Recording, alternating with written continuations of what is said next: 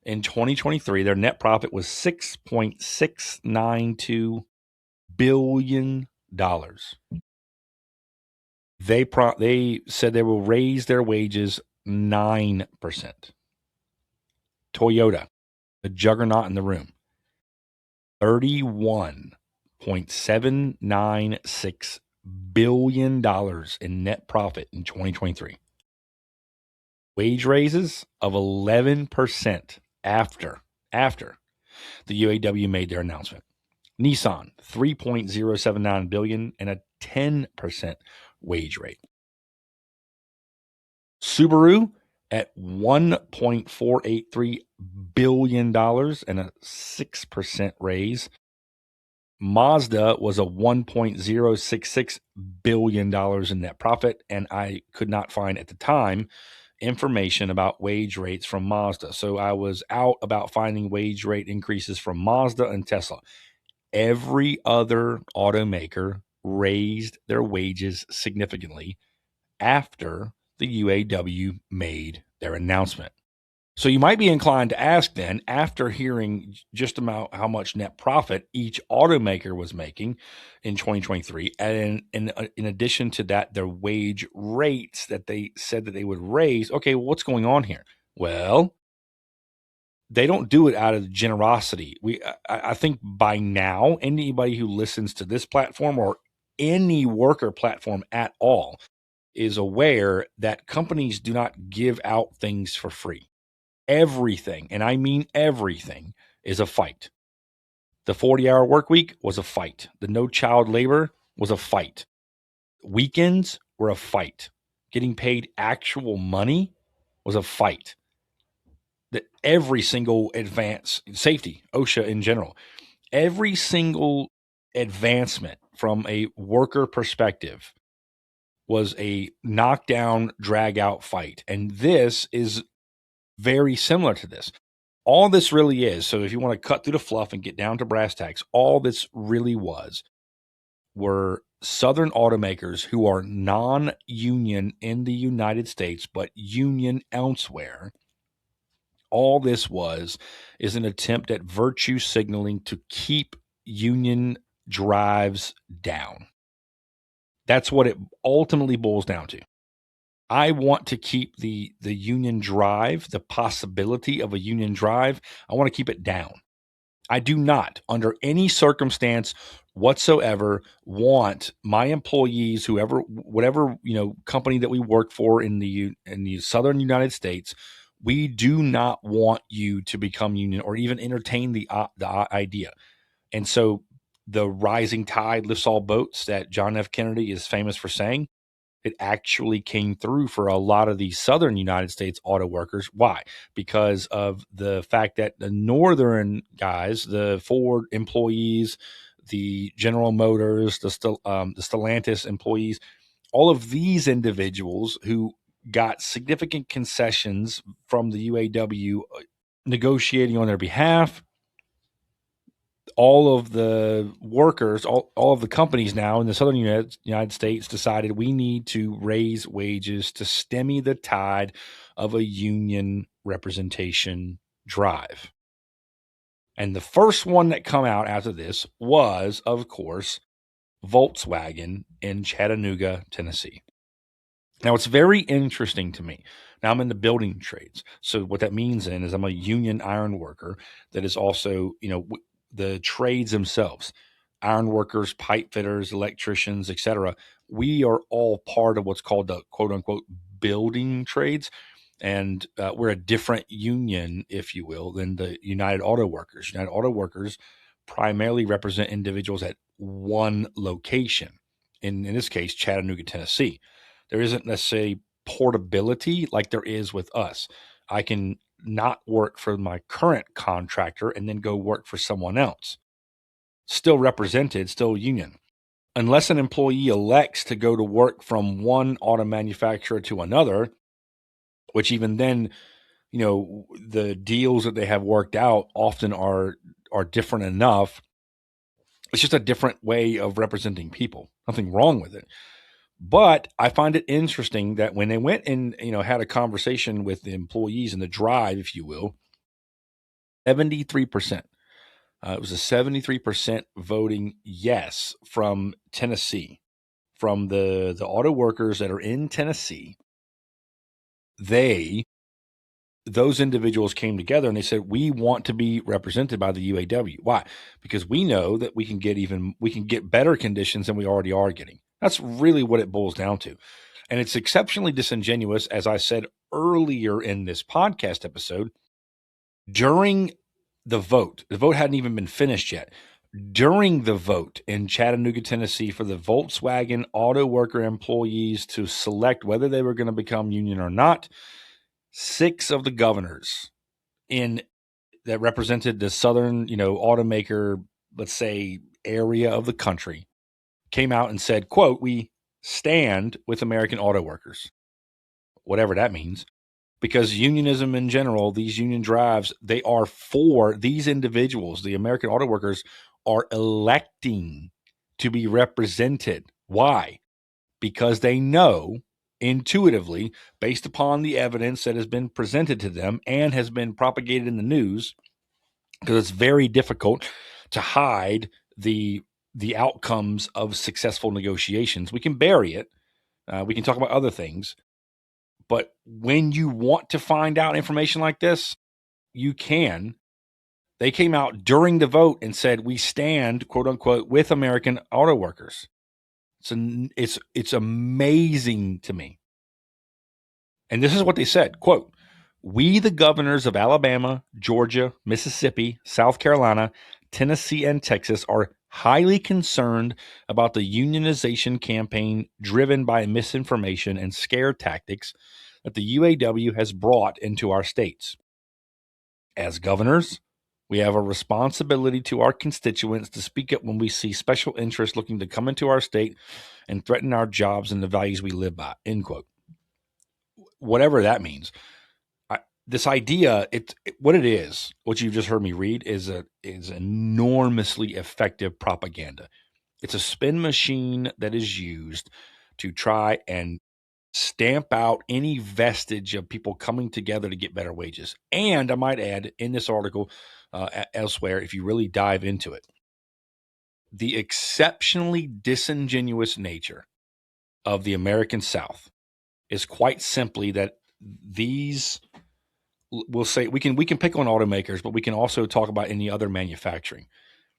One of the things that free market capitalists, so-called free market capitalists, tend to say is that they're very much against planned economies. They think that planned economies seem to be something of a socialistic disposition.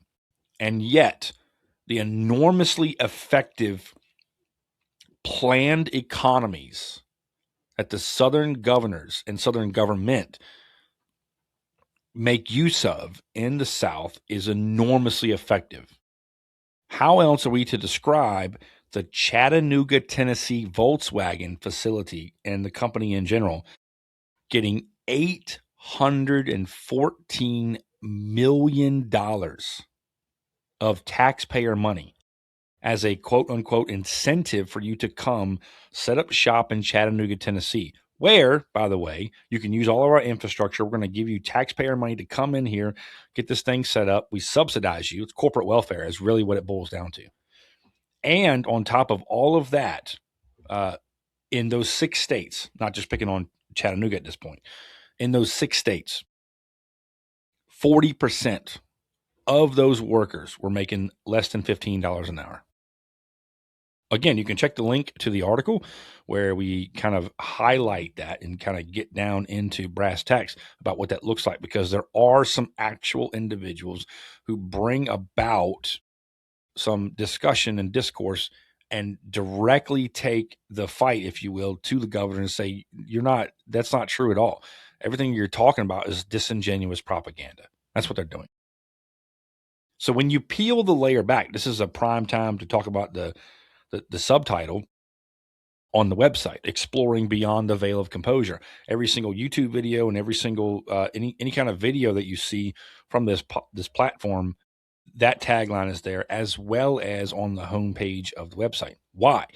Because we put up these veils of composure. And in this case, governors are putting up the veils of composure saying, hey, Everything is good. We like our Southern automakers. We stand with the auto workers, et cetera, et cetera. I'm throwing up a veil, hoping that you don't notice that behind it, we happen to have the highest poverty in the entire country. Is that by design? Is it? I don't know if I would say it's by design, but I would say the continuation of it certainly is. It is the culmination of planned economy that is so near and dear to a lot of the what I'll say are far right governors and government in general. That's a planned economy. When you sit here and talk about quote unquote attracting businesses that allows them to pay workers pennies on the dollars, who are your constituents, I might add. All right. Now, building on that, so just out of curiosity, because I wanted to go ahead, I did mention this earlier in the podcast, and I was talking about that 40%. But this is actual response from it's an opinion piece in the Tennessean. Co-authors William J. Barber II and Jonathan Wilson Hartville responded saying, calling the union a special interest, the governors claimed that unions threaten not only good jobs, but also the values we live by. Interestingly enough, they said, as preachers from the South, we are tired of politicians trying to co-opt faith and talk about values when they do not have the facts to back up their claims. The truth is that workers are building power in the South, and politicians who've made immoral partnerships with corporate interests are feeling the heat. It's past time for all of God's people to stand up for living wages and union rights. End quote. And then on to the point that I was making earlier, which is, quote, these governors who say they are committed to keeping good-paying jobs refuse to acknowledge that more than 40% of the workforce in their states earn less than $15 an hour. These governors and their legislators have actually taken action to override wage increases passed by municipal governments, even as the gap between the rich and the poor in these states has continued to widen. And to back up what I said about the states, all are in the highest of poverty. These 6 states, Georgia was the 21st with 12.7% of the population in poverty. 17 was in Texas with 14%. Number 12 is Tennessee, 13.3%. Number 11, South Carolina with 14%. Number 6 in the state, Alabama with 16.2%. And number 1, Mississippi leading the nation with a whopping 19.1% of the total population living in poverty. Now, this is back in 2023. I suspect much hasn't changed. Now, what does that tell you in the grand scheme of things when it comes to what we have going on in the American South, when it comes to unionism, when it comes to people that are trying to come to collectively together and vote for better wages?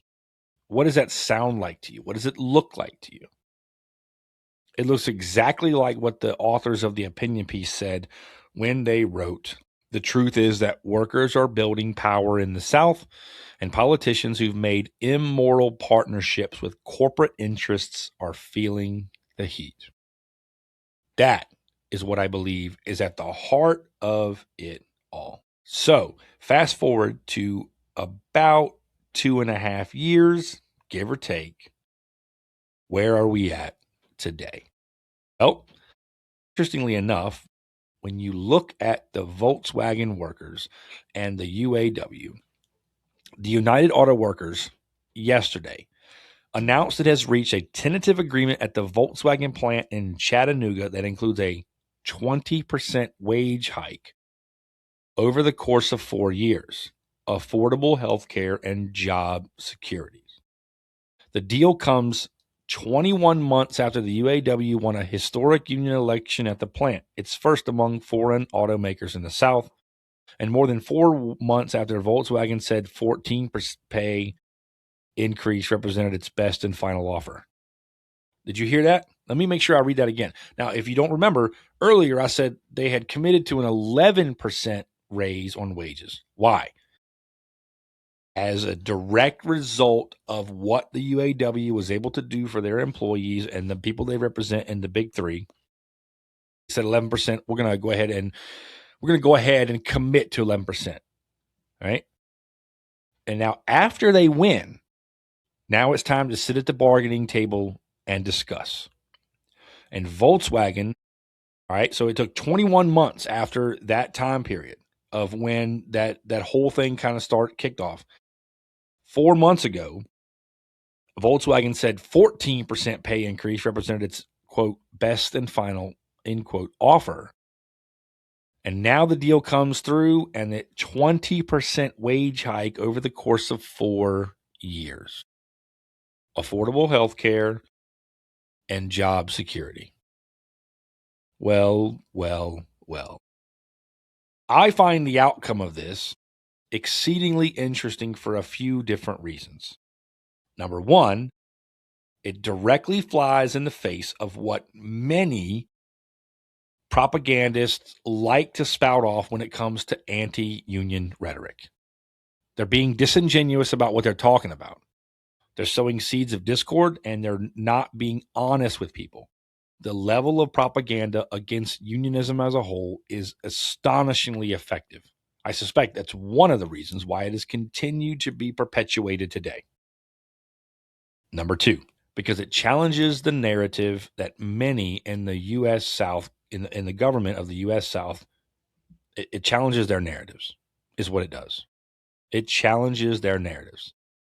Their narratives are that somehow or another, we're going to be good at double talk. We're not. We're going to talk very openly against planned economies, which typically are a smear tactic of individuals or of socialistic economy in general. And yet we're going to be very good at doing it. That's exactly what that is. The corporate welfare game is enormously effective. It's exactly what's taking place. When a company can get several $100 million in taxpayer money to entice them to come, to use that to get tax credits, all for the point of bringing jobs into your economy. And on the face of it, someone might say, well, they're bringing jobs into their area. How much money did they spend? In Chattanooga, it was a lot. Other places, it's very similar. The stories are very similar to what took place in Chattanooga all across the South.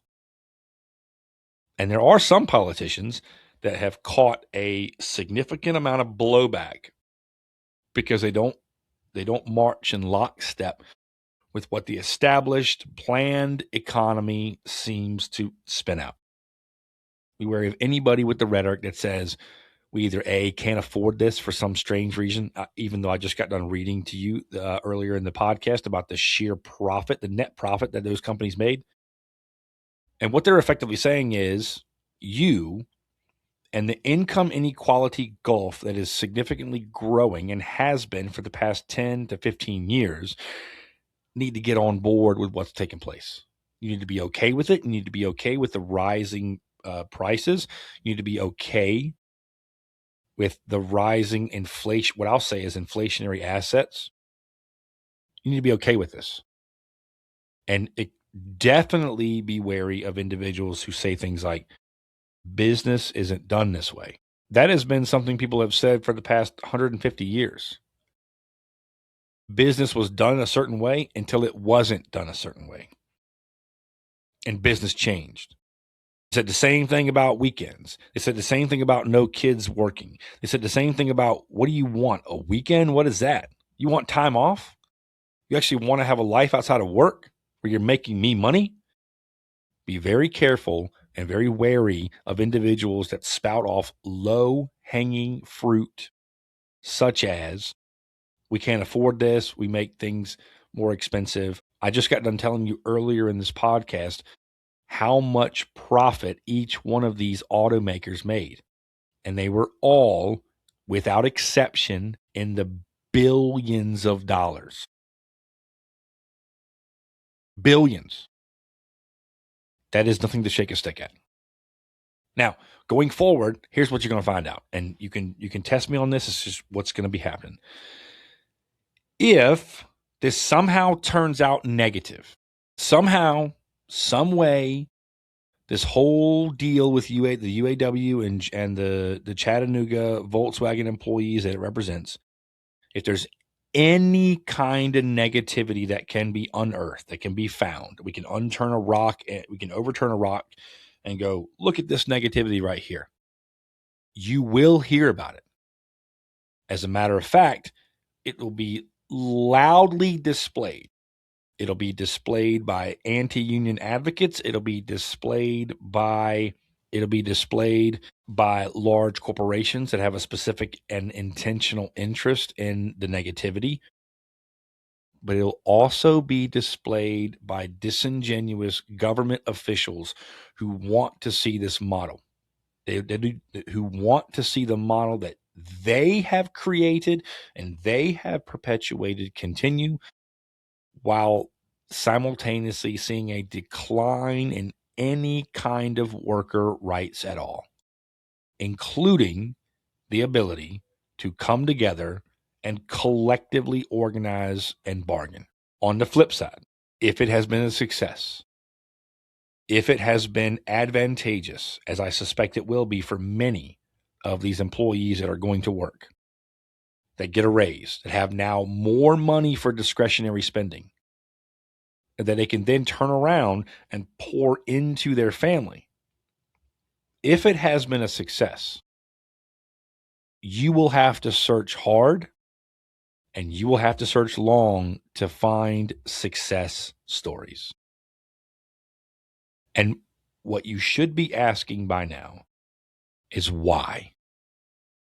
Why is this? Why is this the truth of it all when so many individuals are pro-union and they understand that the only, and I mean this, the only significant, lasting check that the American worker really and ultimately has against corporatism and corporations and even government for that matter, because government at this point in time is definitely in bed with big corporations, is their collective power. That's all you have. That is the only thing of significance that you have. And it's telling that should you want to articulate the benefits of coming together to collectively bargain, average individuals, it's telling, at least to me anyway, that you have to look hard and you have to look long to find these success stories, but that anti-union sentiments and what are perceived as failures are plastered in front of your face day in and day out. To that end, I'd like to end this podcast by saying this. If there is anybody out there that is listening to this that has a story that you want to tell, you want to talk to me about the benefits of being union, maybe even you've been in an organizing drive and it has been advantageous for you long term. It has been advantageous for you for discretionary spending, to be able to invest in your family, to not have to work your fingers to the bone, et cetera, et cetera. I'd like to hear from you. I do not have this large, significant, massive platform that individuals can listen to, but I do have a platform. And if you have a story like that, I'd like to hear it. You can go to the contact page on the website, thewealthyironworker.com. Fill out the form. I check my emails almost on a daily basis. You will not fall through the cracks, I assure you. I'd like to converse with you. I'd like to hear your story, and I'd like to be able to get it out there. So that is, in a nutshell, today's podcast, basically discussing the UAW Volkswagen tentative deal with a little bit of background information. I hope you found it informative. And as always, stay safe out there. I'll see you on the next one.